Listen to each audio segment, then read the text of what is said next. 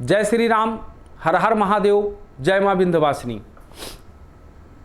अक्सर आप लोगों ने देखा होगा कई बार कि किसी आदमी की आदत ऐसी हो जाती है कि वो कभी चुप नहीं होते, बोलते रहेंगे। और आपको पता होना चाहिए कि हमारी ऊर्जा का जो सबसे ज़्यादा जो हमारे शरीर की ऊर्जा है, इसका जो नुकसान होता है वो 3 चीज़ों से सबसे ज़्यादा होता है। इसमें से पहला चीज़ जो है, सबसे पहला, वो बोलने से, और दूसरा चीज़ जो हमारा होता है वो काम करने से, और तीसरा नंबर जो ऊर्जा का नुकसान होता है वो सेक्स से। इन 3 प्रकार का ऊर्जा का नुकसान होता है। कभी भी इन तीनों चीजों को अत्य नहीं करना चाहिए, लिमिट में। इसका एक लिमिट होता है, और अगर आप उसे लिमिट में करेंगे या लिमिट में अगर आप उसको करते हैं तो आपको जीवन में कभी भी नुकसान नहीं होगा।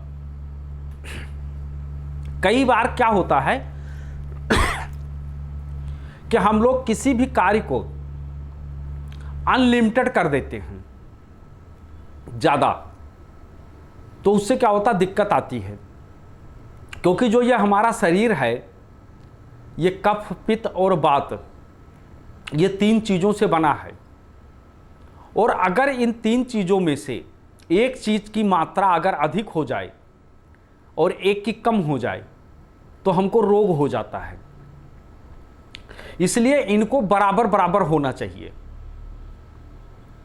आपने कई बार देखा होगा, लोग कहते हैं कि हमारे अंदर ऊर्जा ही नहीं रही।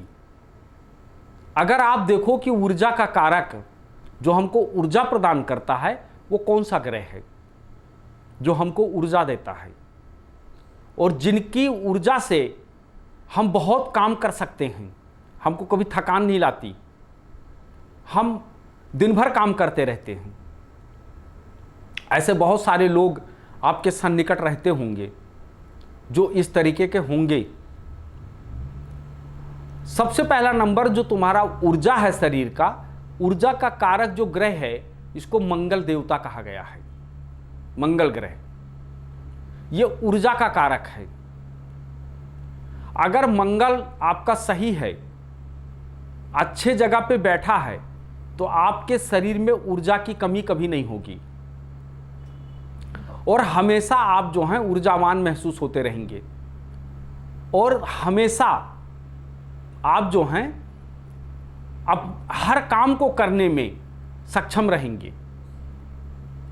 क्योंकि मंगल जो हैं, मंगल ऊर्जा का कारक हैं, और मंगल के अंश को लेकर के कौन से भगवान की उत्पत्ति हुई थी, अगर इसको देखा जाए तो नरसिंह भगवान की उत्पत्ति हुई थी।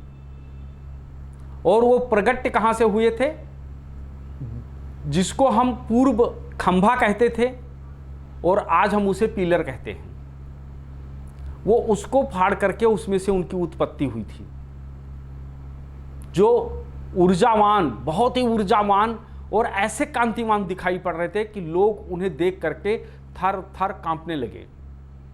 और उन्होंने बहुत बड़े राक्षस, जिनको हिरण्याकश्यप कहा जाता है, उनका उन्होंने वध कर दिया, यानी उनको चीड़ फाड़ डाला। अब अगर आपके शरीर में ऊर्जा की कमी है तो आपको ऊर्जा को बराबर बनाने के लिए आपको क्या करना होगा। जैसे 3 चीजें मैंने कहा, एक तो ज़्यादा बोलने से, एक बहुत ज़्यादा काम करने से, और तीसरा सेक्सुअल संबंध बनाने से ज़्यादा। इन तीनों में आपके ऊर्जा का नुकसान होता है। और ऊर्जा को बनाए रखने के लिए आपको क्या करना चाहिए, जैसे मंगल का अनाज अगर कहा जाए तो कहा जाता है मसूर की दाल, पिंक मसूर की दाल जो है, या पिंक मसूर जो है, ये मंगल देवता का है, पिंक है। आप लोगों ने सुना होगा कि मूंग को खाने से आपके अंदर बहुत ज़्यादा पावर, बहुत ज़्यादा एनर्जी देता है। मूंग की दाल, वो मसूर की दाल बहुत ज़्यादा ऊर्जा देता है। कहीं ना कहीं किसी न प्रकार से इसको अपने खाने में प्रयोग करना चाहिए। दूसरा नंबर, जैसे मैंने कहा, कार्य करने से।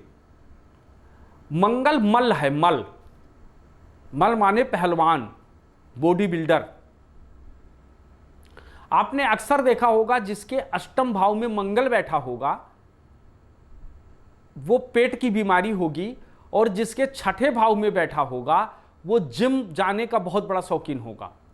बॉडी बनाने का उसको बहुत बड़ा शौक होता है कि मैं हमेशा युवा दिखूं और हमारी बॉडी बहुत बढ़िया रहे, क्योंकि मंगल जो है वो सेनापति है और मंगल पहलवान भी है।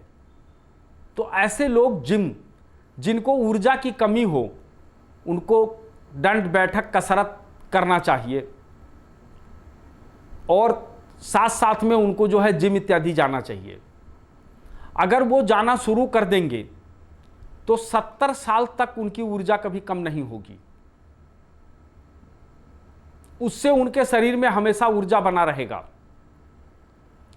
और किसी भी प्रकार का रोग अंदर घुस नहीं पाएगा,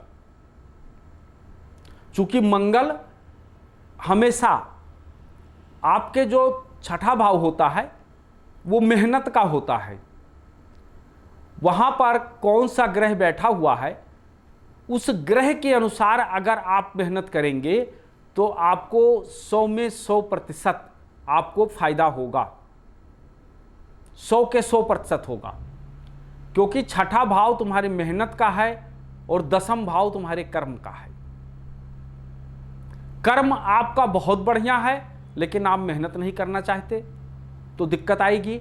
अगर आप मेहनत बहुत कर रहे हैं लेकिन कर्म नहीं करना चाहते तो दिक्कत आएगी। इसलिए जब भी ऊर्जा की कमी हो तो मंगल देवता का आराधना करना चाहिए, यानी मंगल से संबंधित रेमेडी करना चाहिए। यानी आपको जिम जाना, दंड बैठक कसरत करना, पहलवानी करना, ये सब चीज़ें जितना करोगे उतना ज़्यादा अपने आप को ऊर्जावान महसूस करोगे, और कुछ ही समय के बाद आप ये देखोगे कि आपके शरीर का कितना बड़ा विकास हुआ और कितना ऊर्जा आपके अंदर आया। आप हमेशा अपने आप को ऊर्जावान महसूस करते रहेंगे और जो थका थका सा महसूस करते थे वो दूर भाग जाएगा। 2 चीज़ें सदा प्रयोग में लाइए, एक तो मसूर की चीज़ों का, मसूर की दाल का प्रयोग, और दूसरा आपको जिम जाना। ये 2 चीज़ें करोगे तो आपके अंदर ऊर्जा की कमी कभी नहीं आएगी। और फिर तीसरे नंबर पर क्या करना है? तीसरे नंबर पर ऐसे व्यक्ति को हमेशा सुबह या शाम को समय अनुसार, जब भी उनको ऐसा समय मिले कि जिस समय पर वो शांति से बैठ सकते हैं और किसी काम को वो कर सकते हैं बढ़िया से, मन से, तो क्या करना चाहिए? 7 बार हनुमान चालीसा का पाठ करना चाहिए। अगर वो हनुमान चालीसा की पाठ करेंगे तो उनको बहुत फायदा होगा।